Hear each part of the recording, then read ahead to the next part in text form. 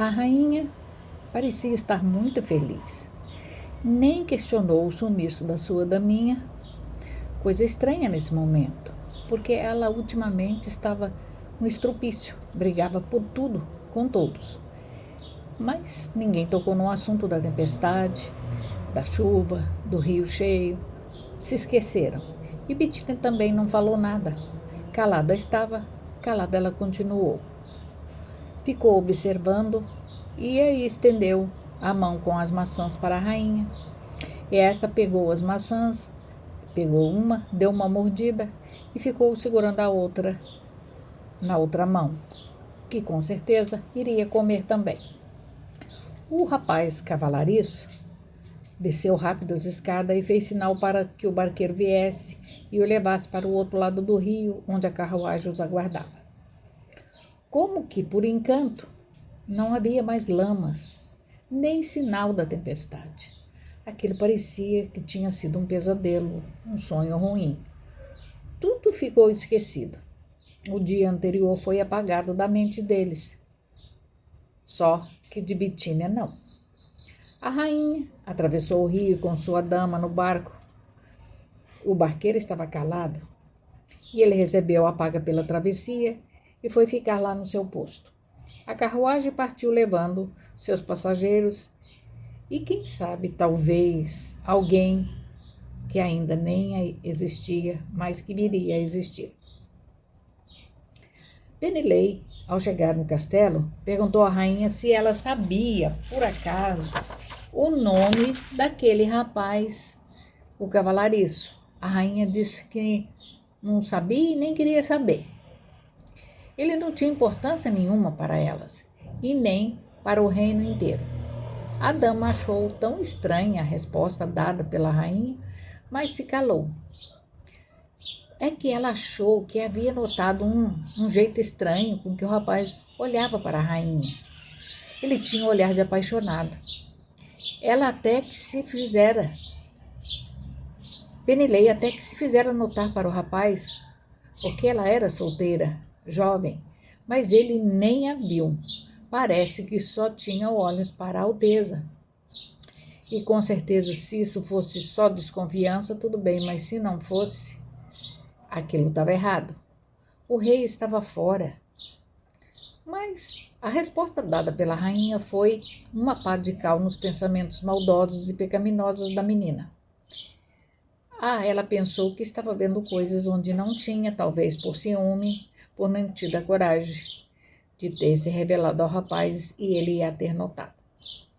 A rainha mudou a maneira de tratar as pessoas, os criados, desde aquele dia. Ela voltara a ser como antes.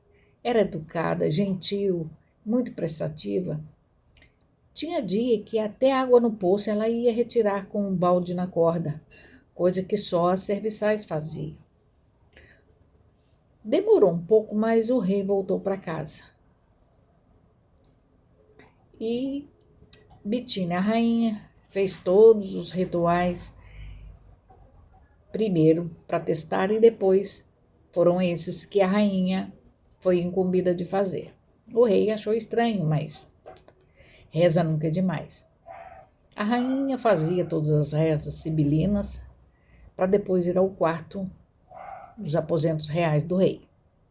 Eles dormiam, tinham quartos de dependências separadas, para que um não incomodasse o outro para dormir. Os dias foram passando e a rainha, então, teve a certeza que estava grávida. Que alegria! Ela contava a todos e o rei ficou feliz. Ele iria ter um herdeiro. E para isso ele deu uma festa para comunicar a todos os familiares dela e dele o nascimento de um filho. Os dias, os meses foram passando, até que chegou o dia do parto. Vieram os primeiros sinais de que a criança iria nascer naquele dia. Então, a rainha mandou que alguém fosse buscar Bettina. Ela confiava nos poderes mágicos da vidente. Queria ter por perto a sua médica quando seu filho viesse ao mundo.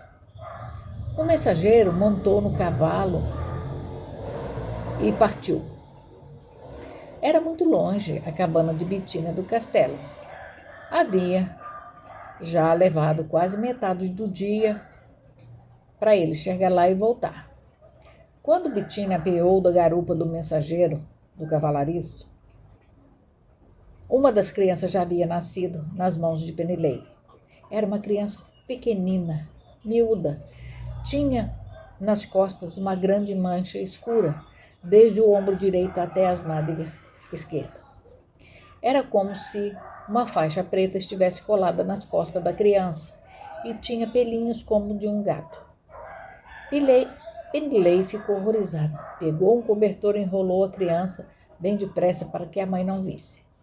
Nisso, bateram na porta. Penilei abriu, era Betina. E ela pergunta se está tudo bem. A moça diz que sim. E saiu, esfregando a mão de ansiedade. De repente, a rainha começa a gemer com dores, novas contrações. E lá vem outro bebê que estava para nascer. Eram 2. Aí Betina diz para a rainha: aí está a sua poção dobrada. A rainha fica feliz e chora de dor e desespero, mas está feliz porque depois de alguns minutos há outra criança em seus braços. É outra menina, essa é perfeita, sem manchas, cochichou Penilei para si mesmo. Mas de repente ela rasga a barra do saiote, retira uma tira e amarra no tornozelo da bebê, como sinal de que aquela é a primogênita, para marcar. Betina, ao ver a dama marcar a segunda criança, balançou a cabeça em sinal de repreensão. Você não pode fazer isso. Irá interferir na história do nosso reino. Esta não é a primeira criança. Penilei não diz nada, pega a primeira criança, desenrola e mostra as costas dela. Betina vê a mancha. Agora entende por que ela não poderia ser uma rainha. Aquilo nas costas, de maneira nenhuma, ia dar uma vida de rainha àquela menina. Ela seria condenada, talvez até a morte algum dia, se alguém dissesse que ela era uma bruxa. A rainha quis suas filhas em seus braços, as 2. Ela amamentou uma, depois a outra. Betina pergunta o que ela irá fazer com a menina menor. Ela diz que vai cuidar, vai cuidar das 2 igual. Aí Betina diz: não, rainha, isso é impossível. Você tem que descartar uma delas, doar ou abandonar na floresta, para ela ser devorada por feras. Isso é a lei do feudo, a lei dos gêmeos. A rainha caiu em si. Ela havia se esquecido dessa lei que alguns loucos, ela nem imagina quem, criou lá no passado, porque tivera problemas com o irmão gêmeos ao assumir o trono. A rainha diz a Betina que não, ali não tem como, essa lei não funciona. As crianças são filhas do rei e ela irá viver assim. Será como o rei decidir. Betina então abre o armário e manda Penilei entrar ali com a criança e mostra que há uma passagem secreta no fundo do armário. Abre a porta e ela passa. E pede que ela esconda a criança na torre, que tranque todas as portas que passar até chegar lá em cima, no último compartimento da torre, para que ninguém veja a criança. Para que ninguém soubesse que haviam nascido 2, porque uma terá que morrer. A dama sai rápido com o bebê enrolado no cobertor, entra no armário e tranca a porta de fora.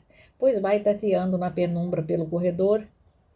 Um fecho de luz vem lá do alto, em buracos estratégicos nas paredes, mas são tão pequenos e tão altos que mal dá para ver os contornos dos blocos de pedras da passagem secreta. Ela vai andando e chega a uma porta. Destranca a porta. Essa porta dá para um platô cercado de grades e logo à frente outra porta. Há degraus que descem desse platô, que vão até o solo, lá embaixo, onde há uma outra porta pesada que é a entrada. Isso para quem está do lado de fora do castelo. Penilei não desceu as escadas. Ela trancou a porta e passou e atravessou o átrio e abriu a outra porta. Entrou e trancou a porta de novo. Subiu os degraus até a porta da torre. Abriu a última porta. Entrou e trancou. Lá dentro, nessa torre, havia algum conforto. Uma cama limpa, grande e macia, cobertores, almofadas, uma mesa pequena com um pequeno tamborete embaixo, vários papéis, tintas e penas para escrever. Na parede, uma lâmpada grande de azeite, uma pequena tábua como prateleira na parede, com vários vidros de sementes comestíveis, uma frigideira pendurada num prego, um jarro tampado com um guardanapo para cima do meio de água potável. A janela, única janela, era toda gradeada com uma cortina rala, que dava para ver para fora, mas quem estava lá fora não via o que estava acontecendo dentro. Penilei colocou o bebê na cama, o cordão umbilical ainda não estava cortado e amarrado. Ela providenciou isso e ela teve muito cuidado com o umbigo, passando um unguento que ela havia trazido dentro de sua roupa. A rainha ficou lá embaixo, junto com Bitínia. E ela não entendeu por que Bitínia tomava as decisões. Ela não se lembrava da maldita lei dos irmãos gêmeos. Quando Bitínia ficou só com a rainha, trancou a porta para que ninguém entrasse e disse: Rainha, lembra da porção dobrada? Aconteceu. E veio com um brinde. Pode me contar como você conseguiu essa porção? A rainha desviou os olhos, tinha algo a esconder. Não queria falar daquele assunto. O que será que ela sabia? Será que o cavalariço abrira o bico, contando a ela a verdade? Ela disse: O que você quer saber? Bitínia disse: Para começar, quem é o pai das crianças? Isso fazia parte das runas que joguei para você. Naquele dia, lá na minha cabana, elas mostraram esterilidade. Você nunca seria mãe. E mostrava outro homem um adultério. Claro que eu não sabia que o adultério viria da sua parte. Isso era a porção dobrada. Aí eu tive medo. Porque mostrar a porção dobrada para um casal é muita responsabilidade. Como eu faria isso? Com certeza, um dos dois é estéril. Cheguei a pensar que seria o rei com filhos bastardos, mas não. É ele, é você. Ele é o estéril. Ele que não pode gerar filhos? Conte-me a verdade. A rainha ficou envergonhada e diz que não fez nada além de obedecer às receitas e rituais pedidos das sibilinas. Bitínia diz: Você não me engana. Pode enganar seu marido. Ele nunca irá saber que é estéril.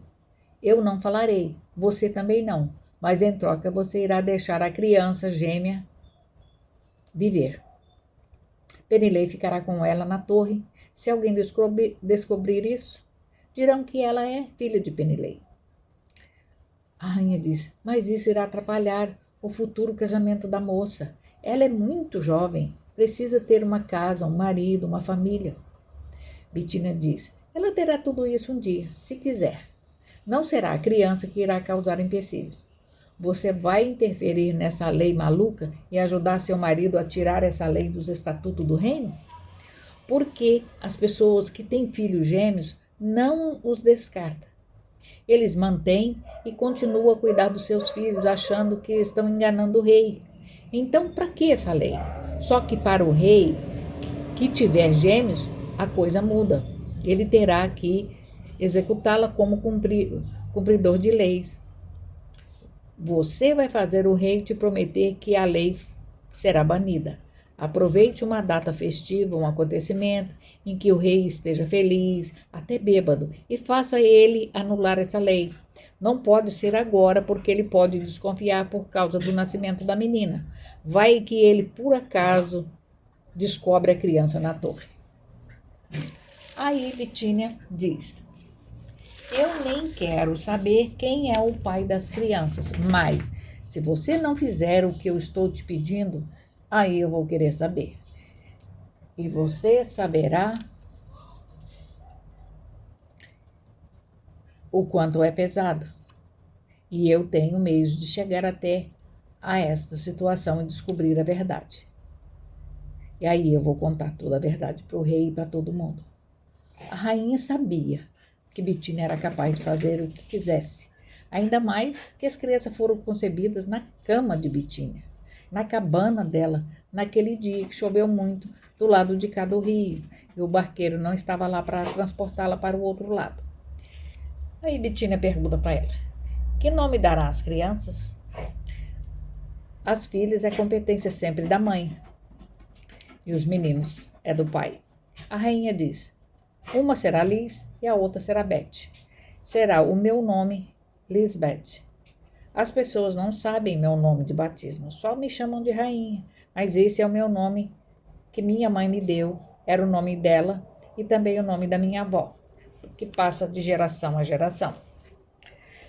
Minhas filhas serão Lisbeth, as tetranetas. Bitínia abriu a porta e mandou o serviçal ir chamar o rei em seus aposentos reais para ver a filha que estava nos braços da rainha.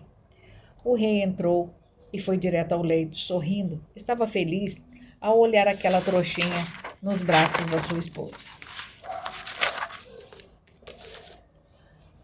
Aí ele pergunta: que nome você dará a ela, esposa? A rainha responde: será Liz, como o nome das primeiras mulheres da minha família. O rei fez uma cara de desentendido, mas depois disse: eu gosto desse nome. Princesa Liz. Cai muito bem. Mas o seu nome é Lisbeth. Por que só Liz? Porque eu quero, é direito meu colocar o nome que eu quiser. Aí o rei não questionou mais nada. Assim era o trato entre eles. Mesmo porque, se fosse um menino, ele com certeza ia colocar o nome que escolhesse. E seria o nome dele, acrescentado do nome do pai dele e mais do nome do avô.